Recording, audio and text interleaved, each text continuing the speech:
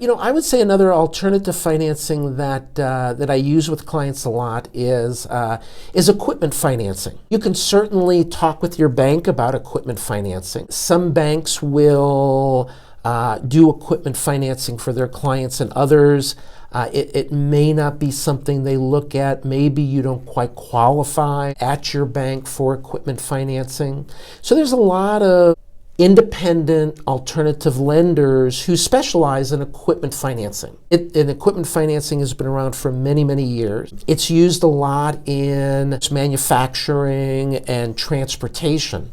So you think of transportation, and of course you think of the long-haul truckers, you think of the trailers, the cabs, and even the big shipping containers. And so it's really a specialized industry in equipment financing, because sometimes, if you're a transportation company and you're a trucking company, and you have to buy these, maybe it's refrigerated trucks, maybe it's sleeper cabs, and those things obviously are not cheap. Mm-hmm. It could run $150,000 to $200,000 for a Peterbilt cab that will be a long haul cab, and then the trailer that goes along with that. A lot of times companies will use equipment finance companies for that kind of transaction. About 2 years ago, I worked with I really wasn't a startup company, but a company that had been around about 2 to 3 years. They didn't have great financials. So in talking with the banks, they did not get the equipment financing they were looking for. And this was a trucking company. And so I helped them at that point get, I think it was 8 tractor trailers. And so the financing was with a equipment financing company. It was on a lease purchase agreement. In this particular case, it was a 7-year lease. And it's some pretty good rates. I'm trying to remember the rates back then. I think it was in the 7.5% range. But it enabled a company who was not bankable at the time to grow their business. And at the end of the day, the cost of that capital, 7.5%, their gross profit margins were in the 20% range. And so after they paid the expense on the equipment, they were still making good net income. Mm-hmm. And it was, it's used to grow their business. Currently, I'm working with a company in the mining industry, actually. And so, a lot of banks will look at something like mining or even, long-haul tractor trailers, and they're like, no, if we can't touch it and feel it, know what to do with it, if we have to take it back, we're just not interested.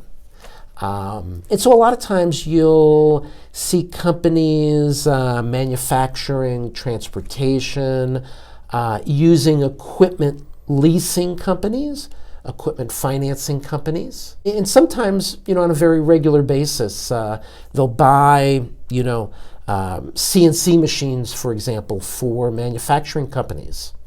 I've financed several CNC machines. And CNC machines? CNC machines are, let's say, for airplane parts, and so it cuts the steel, and so typically it's a fabrication company, a fabrication manufacturer, using this type of equipment financing.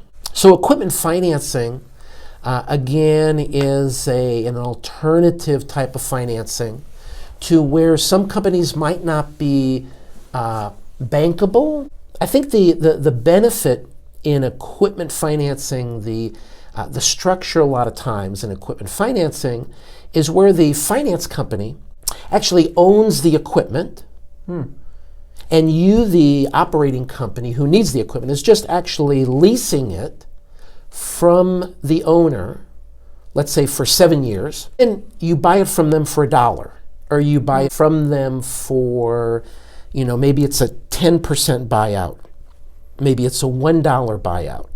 And tax laws are always changing. Mm-hmm. So there was recent tax law change on equipment financing and how that is recorded on your balance sheet.